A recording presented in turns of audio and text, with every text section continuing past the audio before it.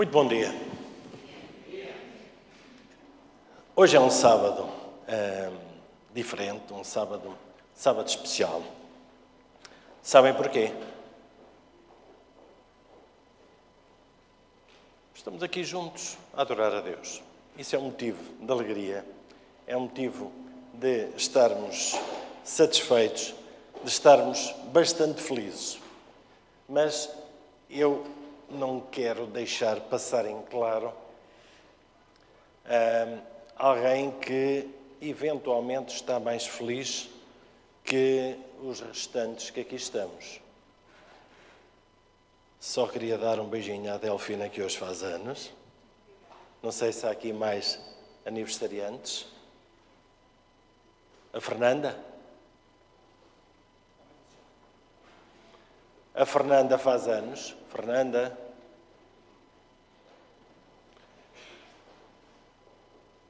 Bom dia. A Fernanda faz anos. E também uma menina linda aqui à frente, que também faz anos. Mais alguém faz anos? As duas sabia. Mais alguém faz anos?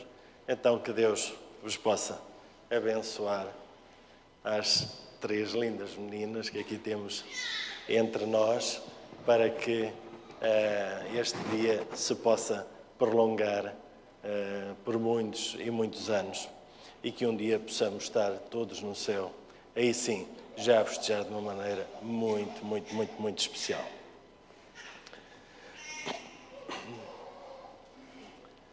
Queria começar por contar uma história de um professor no Japão, em que alguém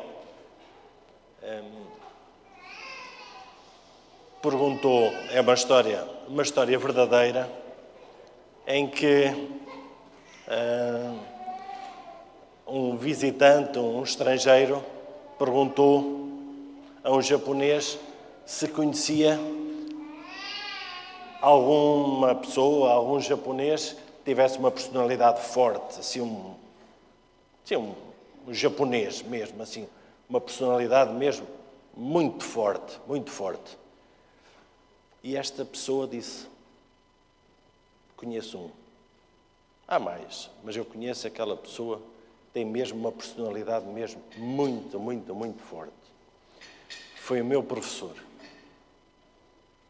E eu, ok, então vamos lá, posso conhecer essa pessoa com essa personalidade muito, muito, muito forte? Sim, não há problema nenhum, ele vive aqui perto, etc. E então este visitante estrangeiro chegou, apresentou-se, sou de um país estrangeiro, etc. Ouvi dizer que o senhor tem uma personalidade mesmo muito forte. E o senhor... É. E ele empurra o professor.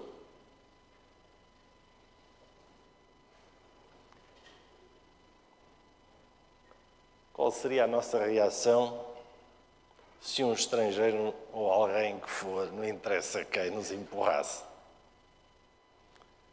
Qual terá sido a reação deste japonês com uma personalidade mesmo muito forte? Aquilo é o país do karaté e de outras artes marciais, etc.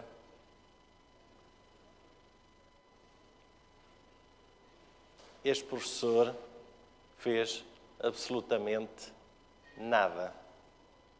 Manteve-se como se nada se passasse. Zero. Não fez nada. Foi empurrado, manteve-se calmo, a olhar para a pessoa, não se manteve. E então, mas pergunta para o amigo: então isto é que é uma personalidade forte? Então, estava à espera aí de nós lá no Ocidente, se alguém se mete connosco, já vais ver o que é. Há logo aqui confusão pela certa, há aqui logo uma coisa qualquer. Assim. Não. Aqui no Japão esses são os fracos. Isso são os fracos. São os que não se controlam, aqueles que não têm domínio, que não controlam o seu caráter, não controlam a sua personalidade, não controlam absolutamente nada. nós somos exatamente o oposto. Aquele que tem um caráter forte, aquele que tem uma personalidade forte, é aquele que se mantém calmo, independentemente da situação, do mar está bravo ou não, nós mantemos-nos calmos. Não sei se já repararam, mas têm acontecido alguns acontecimentos desportivos e as seleções do Japão, agora as femininas deram exatamente o mesmo exemplo, e estão a dar exatamente o mesmo exemplo, quando saem do balneário, como é que fica o balneário de uma seleção japonesa? Limpo. E não ganham milhões como certas pessoas que andam aí penteadinhas e que vão jogar para países exóticos. Nem nada disso. Não. Não.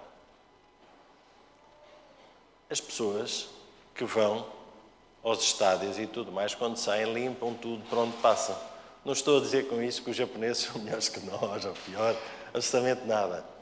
Estamos a falar mais do tema que hoje vamos pensar um bocadinho. Escolher o lado onde queremos estar. Qual é o lado que queremos estar?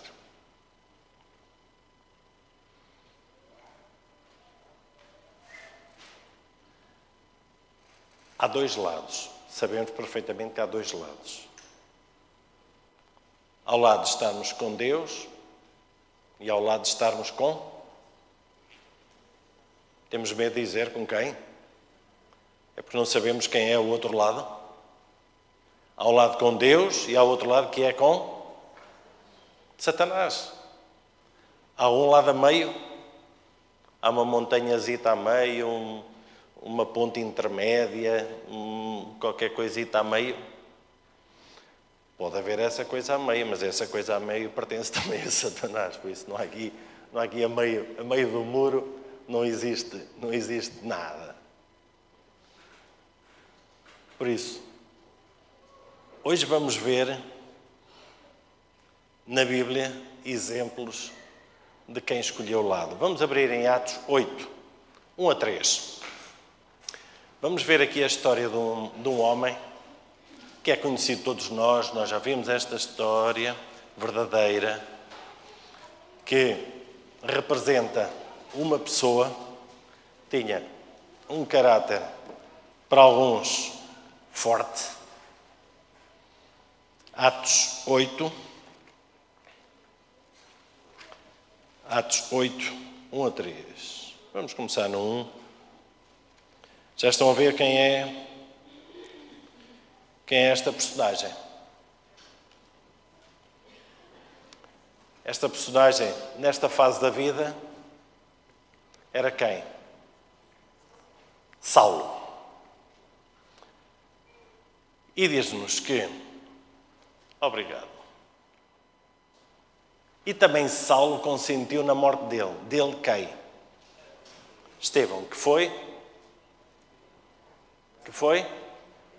Apedrejado, ok? Saulo era quem? Era judeu, romano, era quê? Fariseu. Era uma pessoa, vamos chamar hoje em dia, podemos adaptar um pouco como de um partido político, de uma facção, em que eram muito rigorosos, muito certos naquilo que acreditavam, faziam da maneira correta, conforme acreditavam. Os fariseus, certo? Saulo, segundo os fariseus, o que ele fazia estava errado? Não. Estava perfeitamente, eventualmente até dos melhores que existia no seu tempo. Ele era mesmo um exemplo. Um exemplo de um fariseu, fazia tudo direitinho, por isso. Também Saulo consentiu na morte dele e fez, naquele dia, uma grande perseguição contra a igreja que estava em Jerusalém. E todos foram dispersos pelas terras da Judeia e da Samaria, exceto os apóstolos. E uns varões piedosos foram enterrar Estevão e fizeram sobre ele grande pranto. E Saulo assolava o quê? A igreja. Entrando por quê? Pelas casas e arrastando homens e mulheres e os encerrava na prisão. Ele tinha uma missão a cumprir. Ele acreditava que era uma missão de Deus, sim ou não? Acreditava.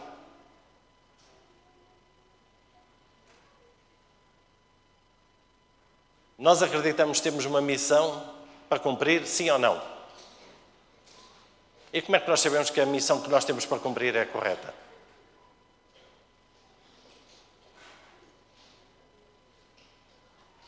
Estamos a ser Saulos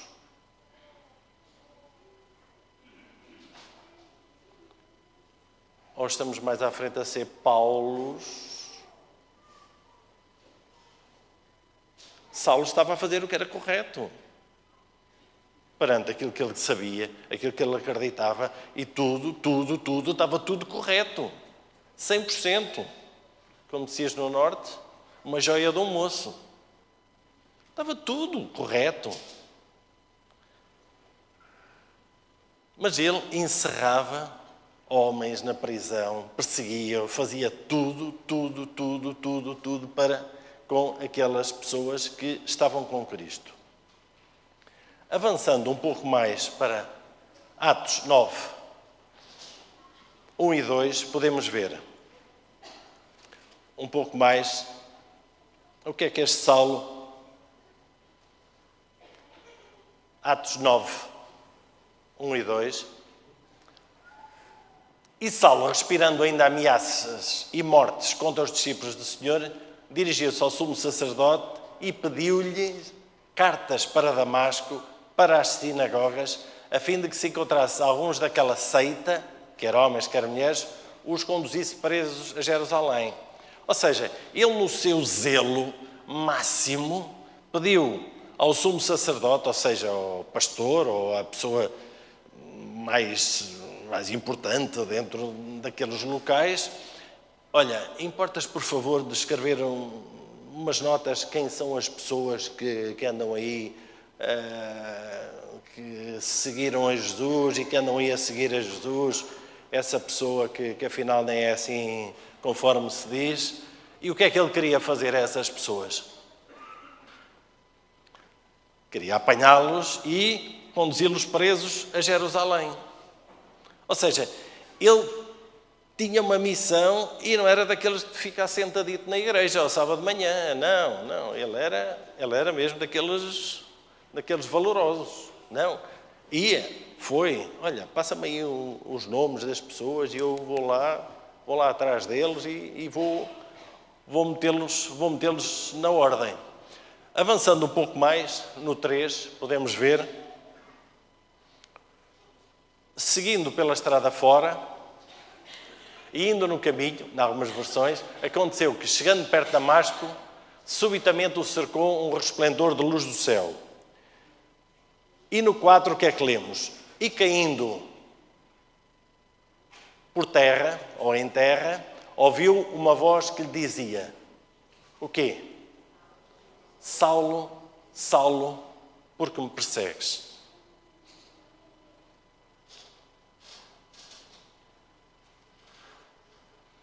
Quando é que nós olhamos para Deus? Quando? Há umas versões e há algumas partes que dizem que caiu no animal que ia montado. Não é muito consensual, mas também não é isso que interessa aqui nesta fase. A questão é que, e caindo por terra ou em terra, ouviu uma voz que dizia: Saulo, Saulo, por que me persegues? Quando é que nós olhamos para Deus? Quando caímos, quando? Por terra. Ou é quando estamos no pico da euforia? Muitas das vezes nós aí esquecemos-nos. Aí já veio o nosso eu ao de cima, já somos os maiores, já eu consegui, eu. Ou seja, o engano habitual de Satanás. Aqui, este Saulo teve que quê? Que cair, porque depois do chão, para onde é que se pode olhar mais? Qual é a única hipótese que tem que se olhar? Para cima. Não há outra hipótese. Porquê é que acontecem certas coisas na nossa vida? São amargas? São ou não são? São ou não são? São. Nós entendemos? Não. A maior parte das vezes não entendemos porque é que elas acontecem na nossa vida. Porque é que acontece isto? Porque é que acontece aquilo? Porque é que 60%, 70% das pessoas que aqui estão neste momento não estão junto às vossas famílias? Porquê? Porquê? Nunca se perguntaram? Ou à noite perguntam isso muitas vezes? É, não é? As noites são longas, não são? São longas ou não são as noites? Quando caímos por terra. Porque é que acontecem certas coisas?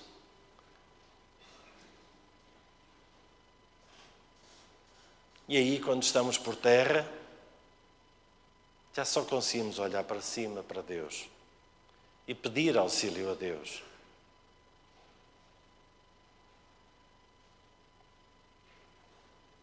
E Saulo aí teve hipótese de dizer que não e continuar a sua vida, certo?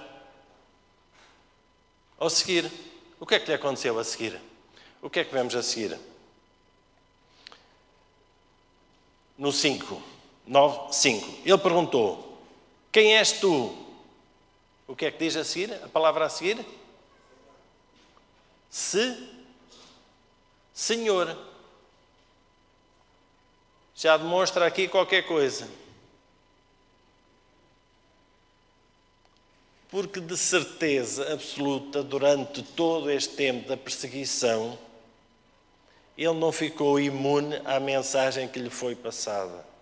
De certeza absoluta. Durante o apedrejamento, durante tantas e tantas hipóteses que ele teve de corrigir aquilo que ele estava a fazer errado. E ele aí já teve uma voz, ele aí já falou: quem és tu, Senhor? E a resposta foi: eu sou quem?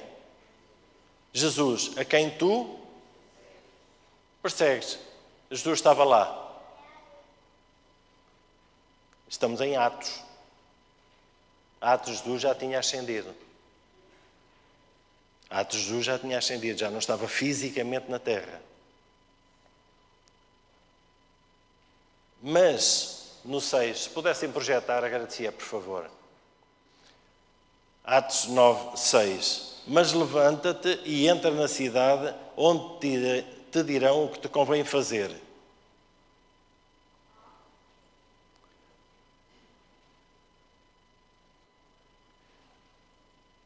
Os seus companheiros de viagem pararam emudecidos, ouvindo a voz, não vendo, contudo, ninguém.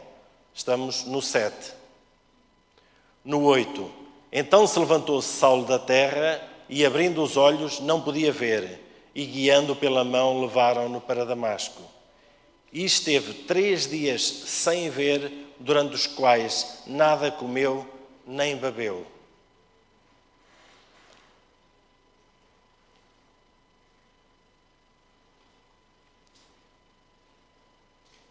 Mais uma vez aqui vemos algumas das provas que nós temos que passar.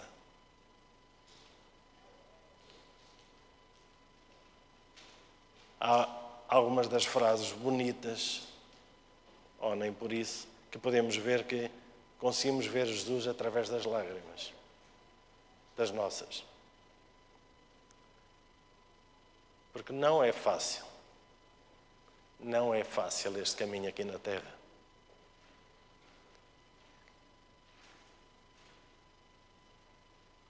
E para todos que aqui estão, de certeza que já tiveram que reparar os joelhos, reparar as mãos, reparar, desculpem o termo, reparar o coração, reparar tanta coisa, todos os dias.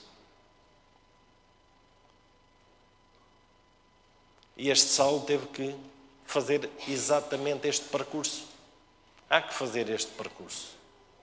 É um percurso doloroso, mas ele estava sozinho a fazer este percurso.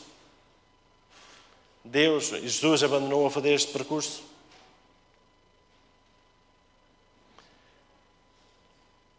Podemos ver o que é que diz e que muitas das vezes nós combatemos e fazemos na nossa vida, que é, algumas versões têm uma palavra, outras versões podem ter algo semelhante, que é: porque tu combates contra os aguilhões. Alguém tem, eventualmente, no 4 e 5 outra versão. Alguém sabe o que é um aguilhão? Alguém sabe o que é um aguilhão? Se calhar nós da Aveiro levamos algumas vantagens. Levamos algumas vantagens em relação a outras pessoas. É uma vara mais ou menos comprida, que no fim tem um espeto, assim, uma peça de metal. Para que, quando vão as carroças com os bois ou as vacas a puxar à frente, quando se começam a desviar, okay, o lavrador ou o pastor ou quem for, possa dar um toquezinho, não é espetar forte, um toquezinho para corrigir a rota. Okay? Isso chama-se um aguilhão.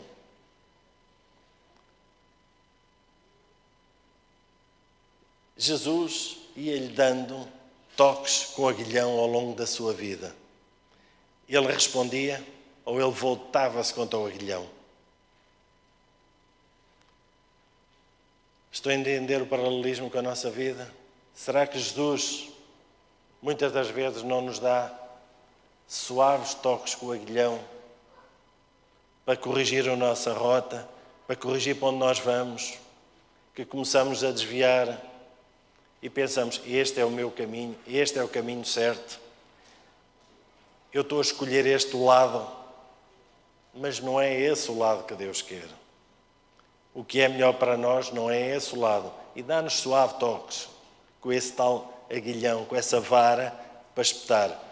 Eventualmente, noutros países, há uma vara ou há uma coisa também semelhante para corrigir, para que o animal possa ir no caminho correto.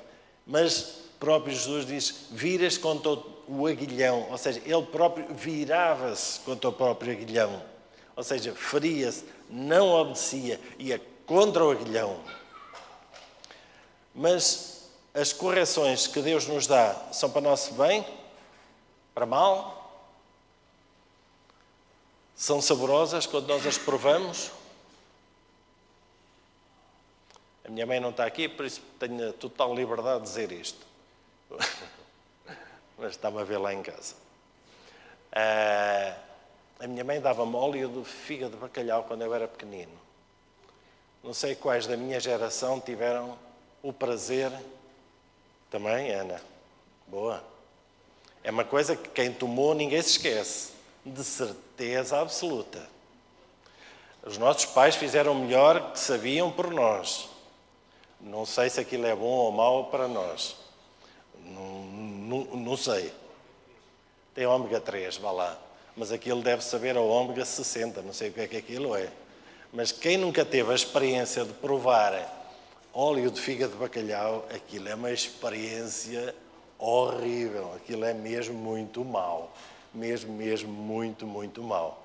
Mas os nossos pais davam-nos aquilo com o máximo amor, cuidado, para nosso bem, etc, etc. Por isso, mais ou menos da minha geração, todos tivemos que levar com óleo de fígado de bacalhau pela garganta abaixo, no meio de choros e às vezes também de alguns aguilhões. Mas tinha que ser. Mas é para nosso bem ou não era? Se os nossos pais nos fazem isso, quanto mais o nosso Pai do céu. E neste caso não é óleo de fígado de bacalhau. É algo muitíssimo, muitíssimo superior que nós, no fim, já vamos ver. Podemos abrir em Atos 9, 20. Estou a ver aqui algumas mães com mais alguma idade a sorrir, a lembrar os momentos do óleo de fígado de bacalhau. O que é que Paulo, logo a seguir à sua conversão, teve 3 dias com as escamas nos olhos, as escamas dos olhos caíram, ele depois comeu, bebeu, restabeleceu-se, e o que é que ele foi fazer? E logo nas sinagogas pregava a Jesus que este era quem? O Filho de Deus. Logo, perseguidor, caiu, olhou para Deus, 3 dias, cego, Espírito Santo, Deus, Jesus, falaram com ele. Logo a seguir, ele foi para as sinagogas pregar a Jesus. Nós ouvíamos este homem. Não quero respostas. Não quero respostas, ok? Para não deixar ninguém incómodo. Para não deixar absolutamente ninguém incómodo.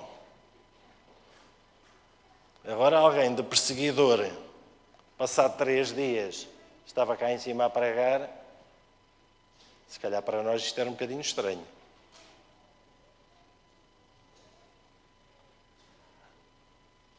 Este homem entregou a sua vida a Cristo de uma maneira espetacular, de uma maneira que nós, hoje em dia, continuam a acontecer estes milagres, sim ou não? Continua a acreditar? Deus está mais fraco hoje em dia?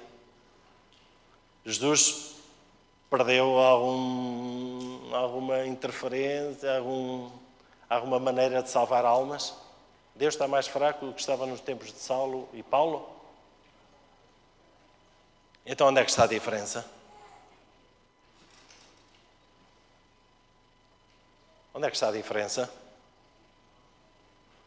Nos Saulos. Eventualmente a diferença pode estar nos Saulos. E se a diferença está nos Saulos, está difícil. Quem é transformado por Cristo consegue ficar calado e não falar de Cristo? Sim ou não? Quem é transformado por Cristo fala de Cristo a todos? Sim ou não? Sim. Consegue ficar calado? Saulo ficou calado? Não. Aquelas pessoas foram curadas por Jesus, apesar de Jesus muitas das vezes ter dito: não vás, não digas o que se passou. Mal saiam dali, iam logo a correr dizer a toda a gente: foi salvo por Jesus, fui curado, fui curado, fui curado. Porquê? Sentir uma transformação na sua vida. E ao sentir a transformação na sua vida, automaticamente falamos. Quantas vezes nós já perdemos a oportunidade de falar de Cristo aos nossos colegas de trabalho? Quantas? Quantas? Quantas vezes nós perdemos a oportunidade de falar com os nossos colegas da escola, com os nossos vizinhos, com quem nos rodeia? Quantas oportunidades nós perdemos por dia? Eu já não digo por ano, nem por mês, é por dia.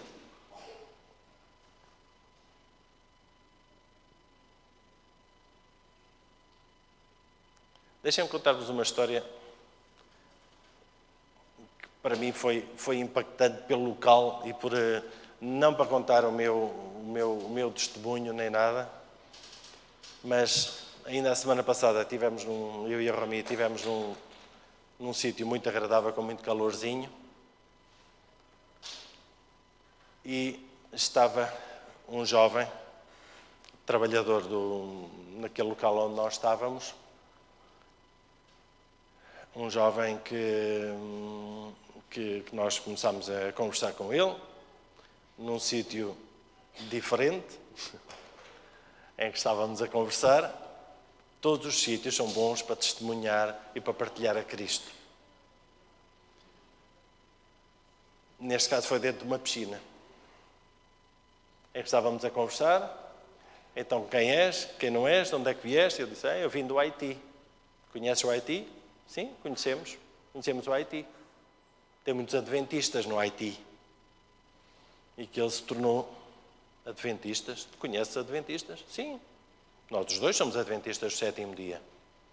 É por isso que ainda não nos viste aqui nem a beber álcool, nem a fazer uma série de coisas, nem uma série de atividades, nem isto, aquilo, aquilo outro. É verdade, é verdade, é verdade. Pois, então e tu, não és adventista? E eu, de toda a minha família, só eu não sou adventista. Os meus pais são, os meus irmãos, os meus tios, os meus primos, são todos adventistas. Só eu não sou adventista. E então, o que é que te impede? O que é que te bloqueia? O que é que te bloqueia de entregares a tua vida a 100% a Cristo? O que é que te bloqueia? É um sítio estranho para se falar de Cristo e partilhar de Cristo, não é? Só que a resposta dele é uma resposta dura e que desarma. E que nós, como cristãos, temos que estar preparados. Para aqueles que não estão bem familiarizados, o Haiti pertence a uma ilha, está ali nas Caraíbas, que é dos países mais pobres do mundo. E ele disse que eu sou o único sustento para toda a minha família. Eu tenho que mandar dinheiro para casa. Para os meus pais, para os meus irmãos, para os meus tios, para toda a gente. E por isso eu trabalho e eu preciso deste emprego para trabalhar. E é por isso que ainda não me entreguei a 100% a Cristo.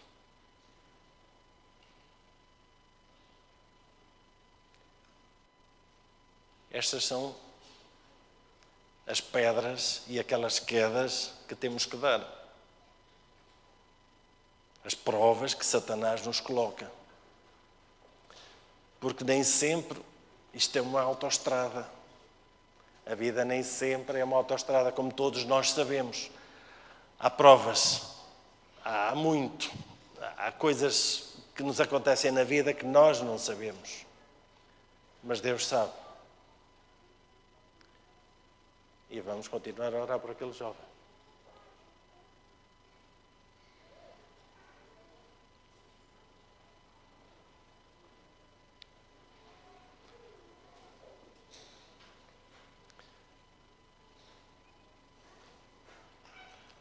A nossa vida espiritual é feita de escolhas.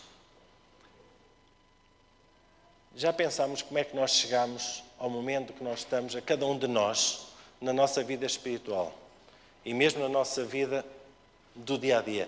Como é que chegamos ao ponto em que estamos? Muitas das escolhas fomos nós que fazemos, outras são as circunstâncias que estão à nossa volta, onde nós nascemos, os nossos pais, tanta coisa que gira à nossa volta. Mas muitas são escolhas que nós fazemos. As escolhas são nossas. Não vamos culpar a ninguém pelas nossas escolhas.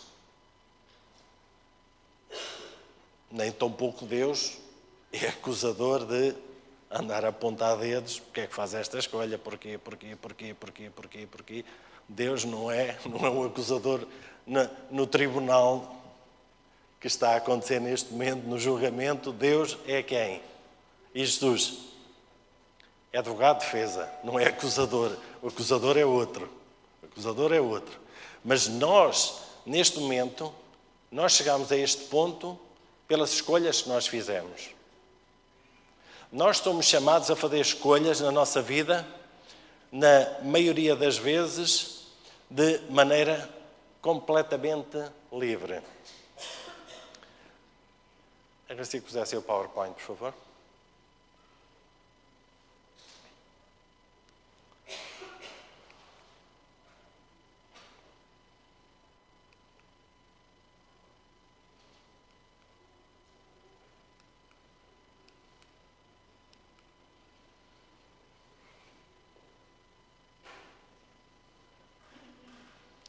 E agora vem a escolha que cada um de nós tem que fazer na nossa vida espiritual.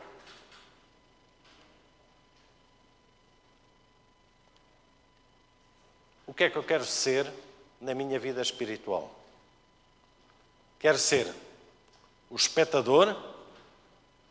Quero ser o comentador? Ou quero ser o participante?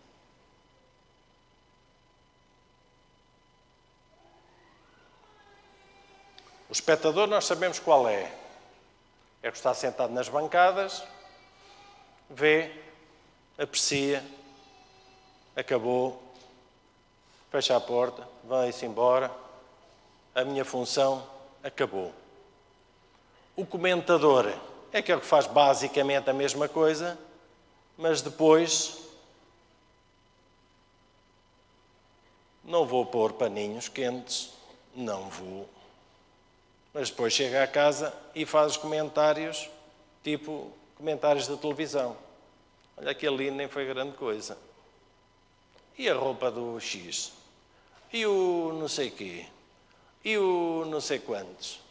Ou seja, somos comentadores sobre a vida alheia, sobre o A, sobre o B, sobre o C, sobre isto, sobre aquilo, sobre aquele outro. É que além de espectadores, depois ainda passamos a comentadores.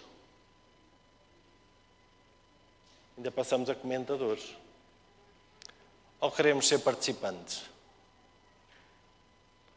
Qual foi a escolha de Paulo? Qual foi a escolha de Paulo? Claramente. Foi um participante, porquê? Ele, passados os 3 dias, cair a escama dos olhos, comeu, retemperou forças e foi o quê?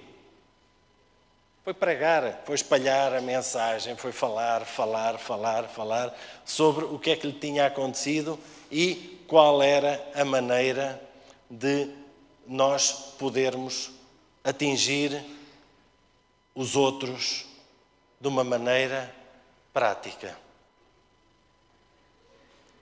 Há quanto tempo nós não oramos por alguém? É uma pergunta que é pessoal, não é? Não há aqui nada ofensivo. Sempre que eu faço culto, há aqui alguém que me envia uma mensagem, acho que os demais por aqui também, a dizer, esta semana orei por si. Obrigado, irmã. Mas se ela não seja uma mensagem automática. Não, estou a brincar. Não, porque senão ela não saía toda, sempre com precisão. Sempre com precisão. Não, não é.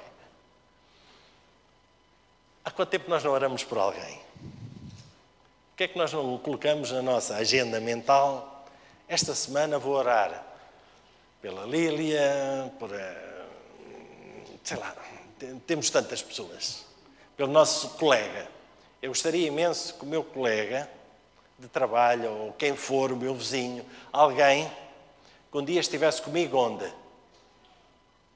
Onde? No céu. E então? Estamos a fazer alguma coisa para isso? Ou se calhar ainda vamos lá comentar alguma coisa, assim, menos agradável sobre alguma coisa? Há quanto tempo não oramos por alguém? Há quanto tempo nós não lemos a Bíblia com alguém? Há quanto tempo nós não falamos de Deus sobre alguém, sobre Jesus, os milagres, a transformação que Ele pode fazer na nossa vida? Há quanto tempo? É uma pergunta que cada um tem que responder para si próprio, não é necessário fazermos. Há pouco tempo ouvi, e temos aqui o especialista na matéria, que nos últimos momentos, numa cama de um hospital, ou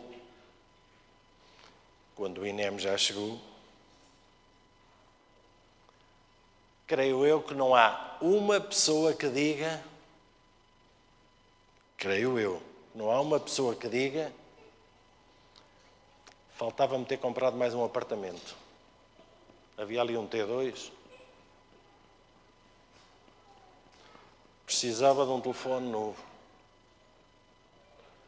Agora que me dava jeito foi uns sapatos que eu vi ali na sapataria, ali no shopping. nos últimos momentos de vida, pelo que eu tenho lido, as palavras são mais no sentido de salva-me. Eu devia ter passado mais tempo com quem? Com quem? Com quem? E então, quem é que manda no tempo? O tempo manda em nós ou nós mandamos no tempo? Quem é? Então,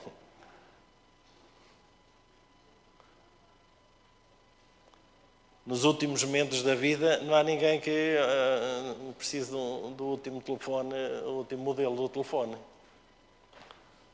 Não, salva-me, e eu devia ter passado mais tempo com o A, com o B, perdi uma oportunidade de testemunhar junto àquela pessoa, junto àquela, junto a outra, tantas e tantas oportunidades que nós perdemos.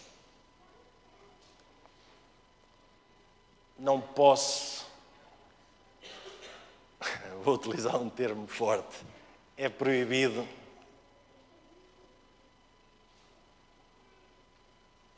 nós não termos sempre isto em mente. Jesus vai voltar? Há uns anos atrás nós dizíamos Maranata, mas isso é um termo que já, se calhar, já calhou, já é em desuso. Jesus vai voltar. É certo, é garantido. Os tempos finais, ainda há pouco, antes de nós voltarmos, estão a acelerar. Estão a acelerar ou não estão? Guerras, rumores de guerras, uma visita que Portugal está a receber neste momento. Acho que ainda não chegou, mas deve estar iminente. Ou seja, há uma série de acontecimentos que vão anunciando cada vez mais e mais e mais e mais que a sua segunda vinda está para breve. Está para breve a sua segunda vinda. O que é que nós temos feito? Quem é que nós queremos ver? Quem é que nós queremos ver? Naquela manhã ou naquele dia da ressurreição? Como naquele último momento. E eu devia ter um telemóvel novo. Aí o tempo da graça já fechou, aí já não há nada a fazer. Aí já não há mais nada a fazer, aí já acabou. O tempo de agirmos é agora. É agora. Jesus vai voltar. Eu quero que todos que aqui estamos e todos nós queremos estar com Ele. A missão é difícil? É. É impossível? Não, não é. Não, não é impossível. Porque senão Saulo não tinha sido salvo. Saulo, eu acho que era um dos últimos da lista. Eu acho que se houvesse uma lista, Saulo estava lá bem para baixo, 0 oportunidades, mesmo 0 oportunidades. Eu gostaria de fazer uma oração especial por aqueles que querem dedicar a sua vida mais e mais e que queremos dedicar a nossa vida mais e mais e mais a Jesus. Jesus está a vir. Não nos vamos distrair com o que Satanás nos quer pôr, brinquedos, reboçados, coisas à nossa frente para nos distrair de uma maneira constante. Temos uma missão, um foco, e esse foco é a salvação. Quem é que quer ver Jesus neste momento de glória, quando Jesus vier buscar os salvos? Quem é que quer ver Jesus? Amém. Peço para nos levantarmos. Uma oração.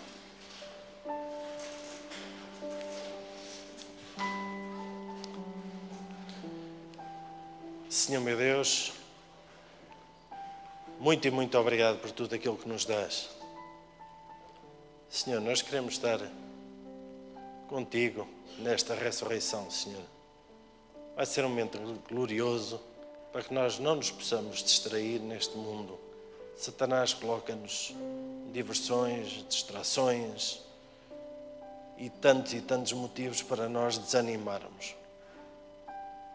Nós sabemos que neste mundo iremos ter provações, mas Tu és mais forte, Tu ajuda-nos e nós mesmo no chão vamos olhar para Ti.